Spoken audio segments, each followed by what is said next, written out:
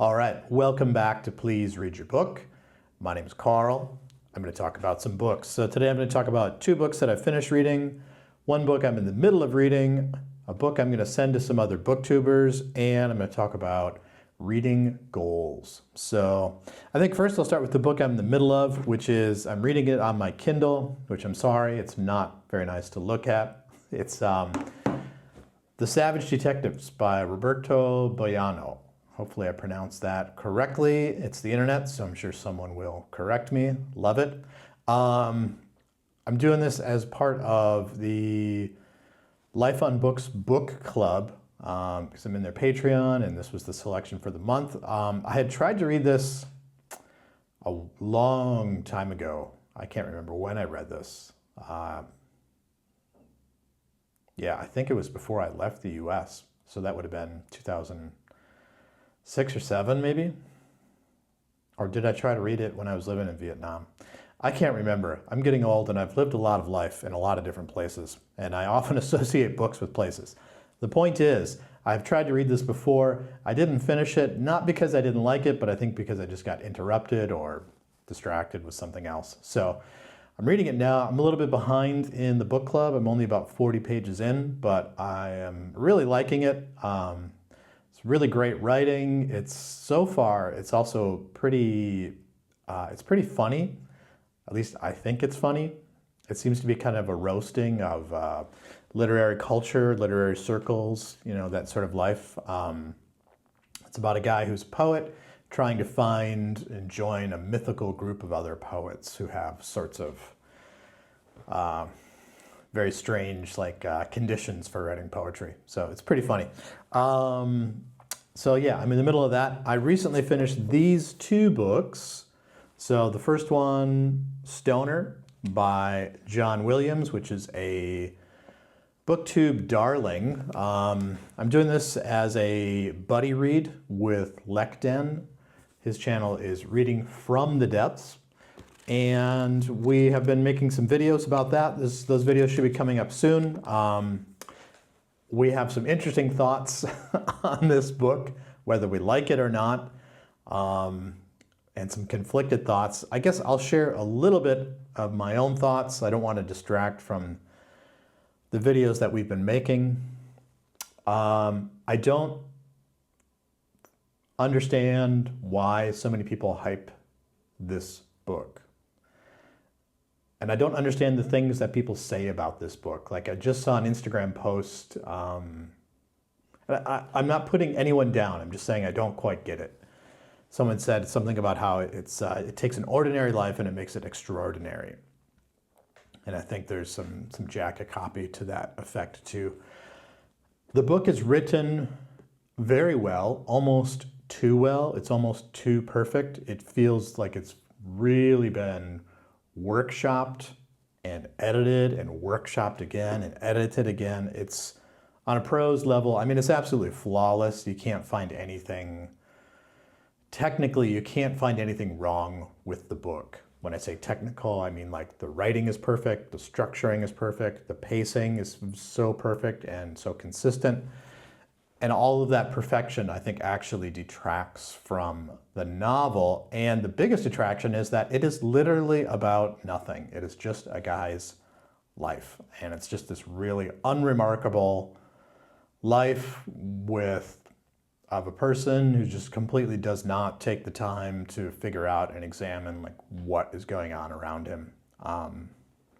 The last thing I'll say is this is the first sort of book I've read that a lot of people on BookTube and Instagram and whatever social media there is now for books, you often see this book and people just hype it and they say it's just so great, so wonderful, it's the best thing they've ever read, it's the #1 book of their life, if they could die now, it would be okay. I just feel like, are we reading the same book? And the way they describe what they love about it, I just feel like it so often echoes jacket copy. But I really wonder, do people actually read? Are we reading the same book?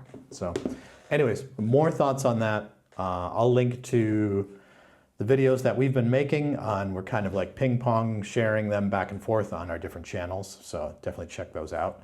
I talked about that more than I should have. This book is absolutely amazing.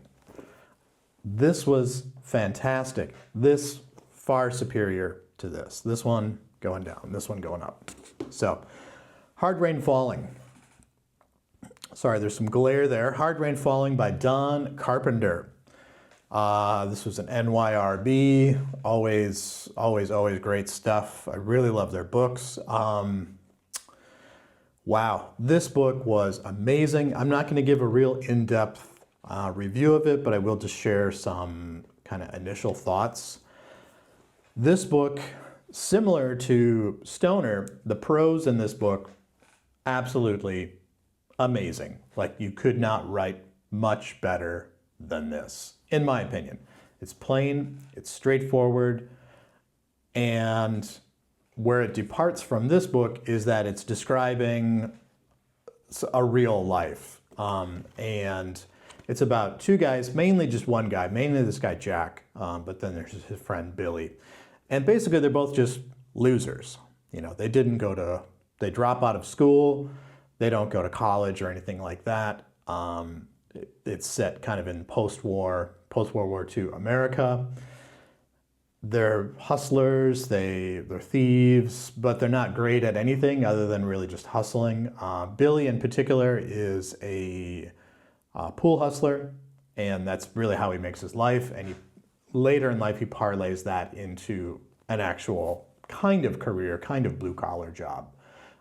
Whereas Jack, the only thing he's really good at is fighting, drinking, and having sex.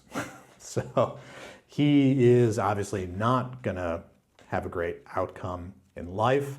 It follows them through a couple of different phases in their life, from adolescence through late adulthood. They end up, their lives kind of intertwine with each other. They converge and then diverge, and converge and then diverge.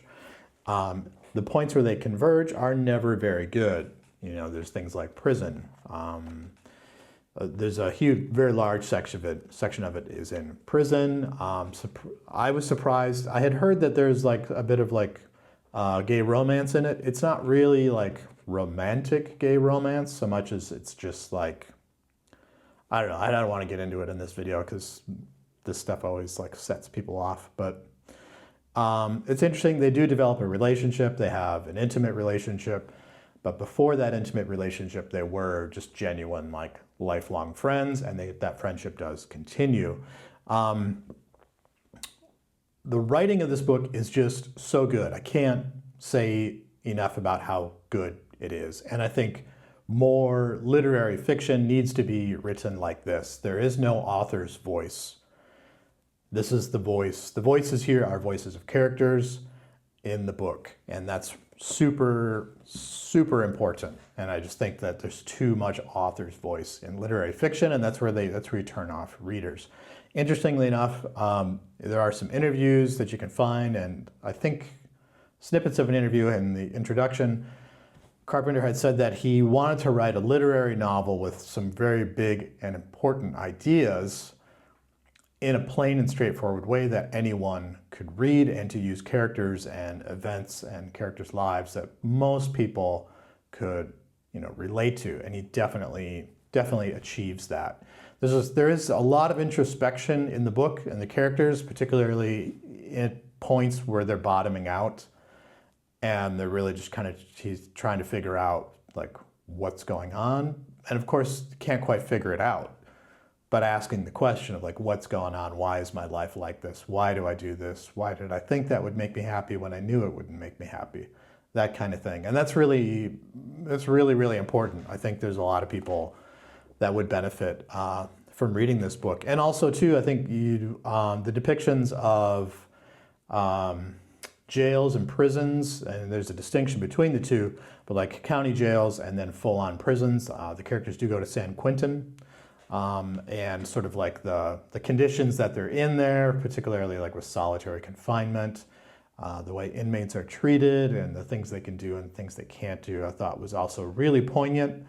and really, really relevant, especially today, where we have so many people in prison, and also examining, why do people end up there? Why do they knowingly commit crimes, knowing that they're going to go to prison? So, very good book, excellent book. Also has a great introduction from George Pelecanos, who was a writer on one of my favorite shows, The Wire. So that's a stamp of approval there. So definitely a great book. Hard Rain Falling, Dan Carpenter. Really, really check it out. I also wanted to point out too that these NYRB paperbacks are just so nicely made. It's printed and bound so well, and yet really, really affordable book. So if you ever have a chance, if you really get into reading, these NYRB books are just always like the best. So,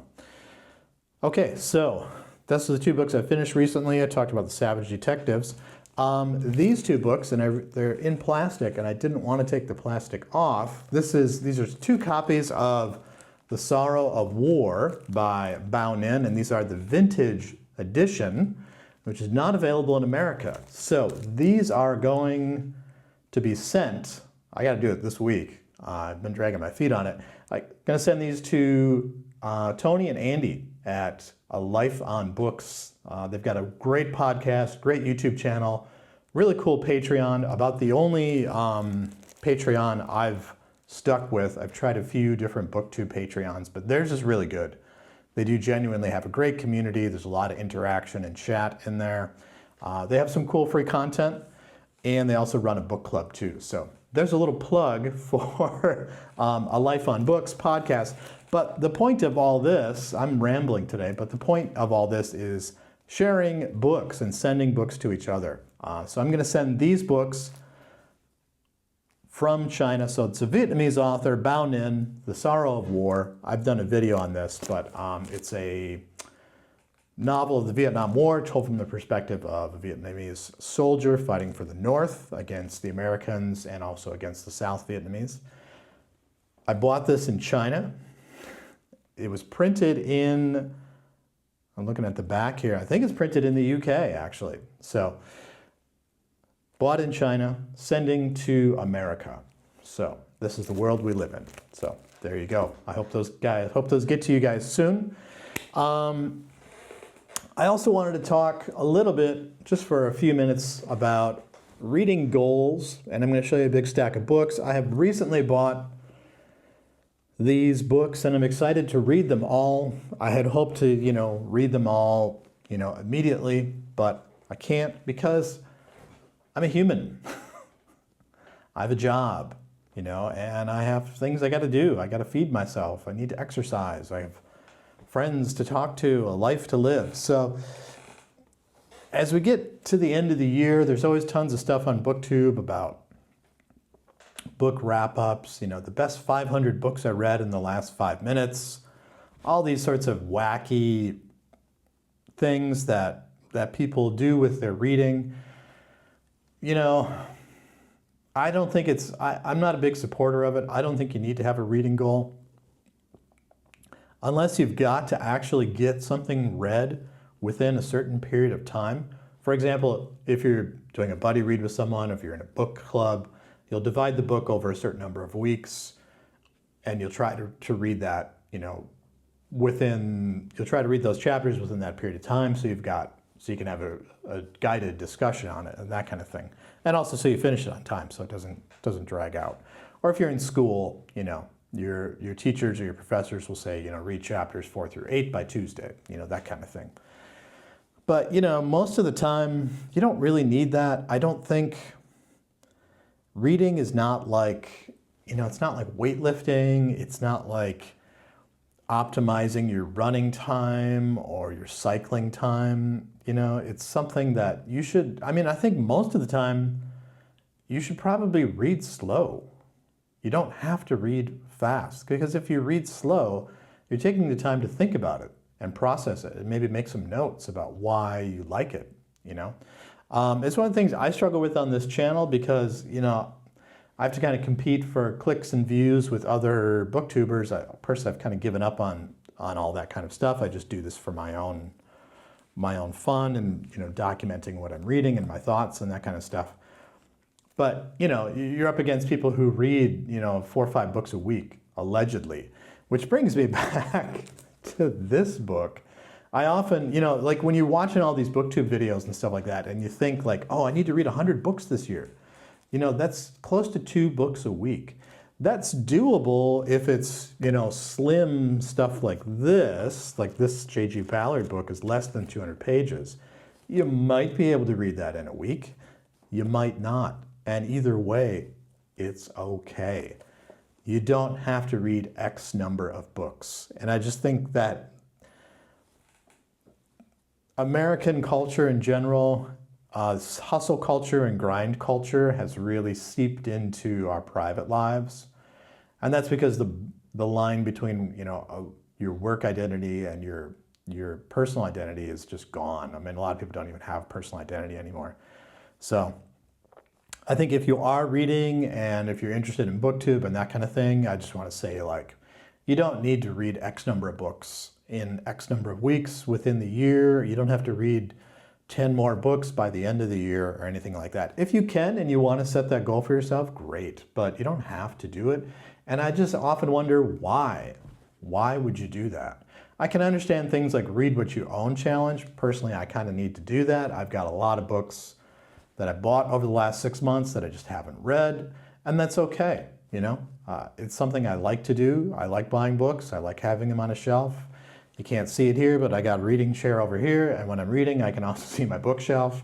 It's just kind of a cozy thing to do, you know, for me and my life right now. It's just the way it is. The point here is that you don't have to hustle and grind with something like reading. You know, you should hustle and grind with exercise. Yeah, you want to set goals and you want to hit targets and keep going and things like that. And obviously in your work life, you need to set goals with your career and your job and things like that in order to keep advancing and keep moving. But something like reading, you know, you don't need to read 100 books a year. You don't need to read 4 books a week or 5 books a week or whatever. It's just weird. And I just have to wonder, like, how much are people actually retaining? You know, there are a few people who just are voracious readers, but they are few and far between. You know, I think of someone like Criminale, where he just consumes books. And I have to say, like, when I watch his videos, he's clearly read the books too. He has clear thoughts on them. But a lot of people on BookTube review the same books and they kind of say the same things about those books. And you just wonder, I wonder 2 things. Like, 1, did you actually read it? 2, maybe you just read it too fast and you couldn't really take time to process it and think about it. So it's something to think about. I think also too, it links into consumer culture and consumerism and stuff like that. You know, you don't have to have a huge library of books in order to talk about books, in order to be on BookTube, you know. I buy a lot of books because libraries here in China don't really have a lot of English language books. They do have some, and I can borrow them, but I just choose not to. And a lot of what's there just doesn't interest me and things like that. So anyways, I think I've kind of made my point here, and I've kind of rambled on and on and on. I want to close this by saying, please do check out my Buddy Read videos with Lekden from Reading from the Depths. We are reading this book, Stoner. How many times have I mentioned this? Will the algorithm pick it up? Will you watch this video because I mentioned Stoner? You might be surprised. I don't really like it. So there you go. Anyways, my name's Carl. This has been Please Read Your Book, and I hope to see you again soon.